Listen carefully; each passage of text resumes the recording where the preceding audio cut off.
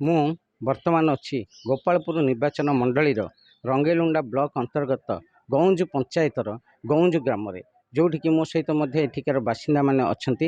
ଏବଂ ଆଜି ଯେହେତୁ ବିଜେପି ଲୋକମାନେ ଚାହୁଁଥିଲେ ପରିବର୍ତ୍ତନ ଏବଂ ପରିବର୍ତ୍ତନ ହେଇଛି, ବିଜେପି ସରକାର ମଧ୍ୟ ଆସିଛନ୍ତି, ନୂଆ ସରକାର ଆସିଛନ୍ତି, ତେଣୁ ଲୋକମାନେ ମଧ୍ୟ ଉତ୍ସାହିତ ଅଛନ୍ତି।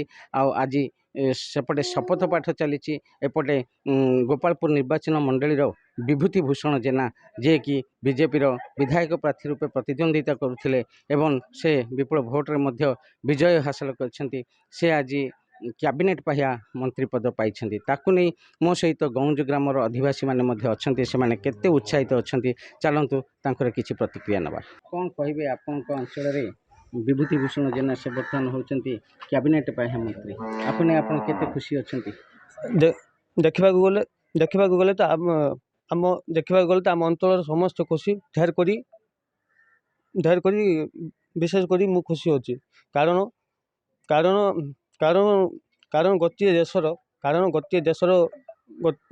ଗୋଟିଏ ଦେଶର ଉନ୍ନତି ପରିବର୍ତ୍ତନ ଉପରେ ନିର୍ଭର କରେ। ଖାସ୍ କରି ସମୟ ଆସିଯାଇଛି ବର୍ତ୍ତମାନ ଆମ ଓଡ଼ିଶାର ବର୍ତ୍ତମାନ ପରିବର୍ତ୍ତନ ଆସିଛି, ଯାହାଦ୍ୱାରା ରୋଜଗାରକ୍ଷମ ହୋଇପାରିବ ଓଡ଼ିଶା। ବିଶେଷ କରି ଶିକ୍ଷା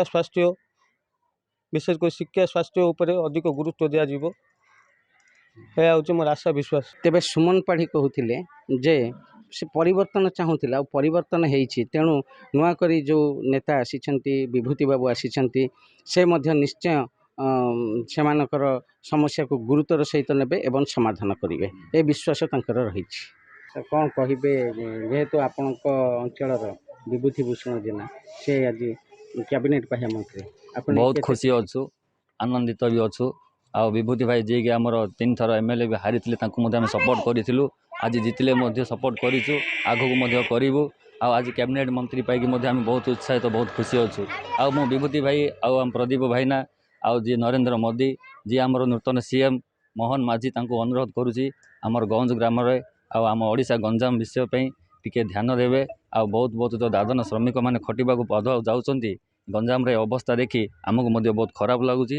ସେ ପ୍ରତି ଯଦି ଧ୍ୟାନ ଦେବେ, ଗଞ୍ଜାମରେ ଯଦି କୌଣସି କଳକାରଖାନା ଆବଶ୍ୟକ ଅଛି ତାକୁ ଯଦି ପୂରଣ କରିବେ, ତାହେଲେ ବହୁତ ଉପାୟିତ ହେବୁ। ଆଉ ଆମେ ବହୁତ ଖୁସି ଅଛୁ।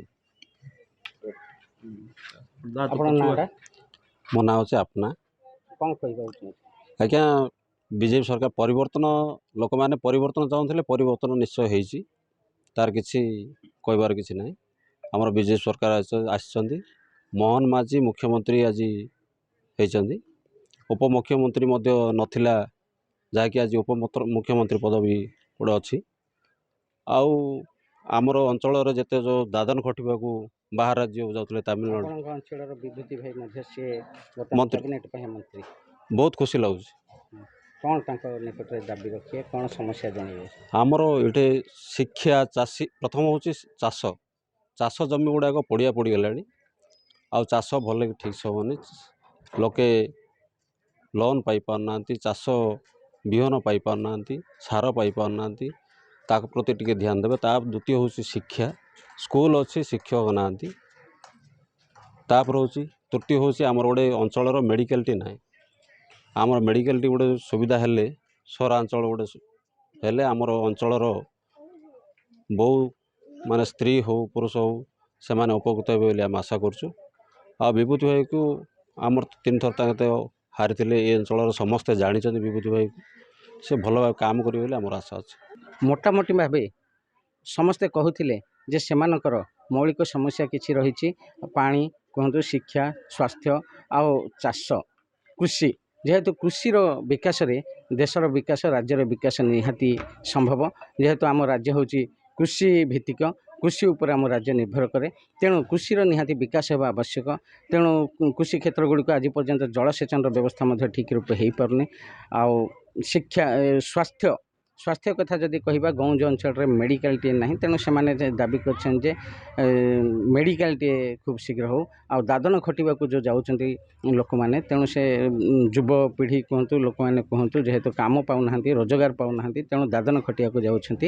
ଆଉ ତାହାର ମଧ୍ୟ ତାକୁ ସେଇ ସମସ୍ୟା ଗୁଡ଼ିକୁ ଗୁରୁତର ଭାବେ ନେଇ ସେ ସମସ୍ୟା ଗୁଡ଼ିକୁ ତୁରନ୍ତ ସମାଧାନ କରିବା ପାଇଁ ସେମାନେ नियुक्ति पाई कैबिनेट पाहिया मंत्री विभूति भूषण जेना जणाइछन्ति आउ मोदी जी को मध्य धन्यवाद अर्पण कर ब्रह्मपुर संजय कुमार विश्वाल रिपोर्ट खबर ओडिशा।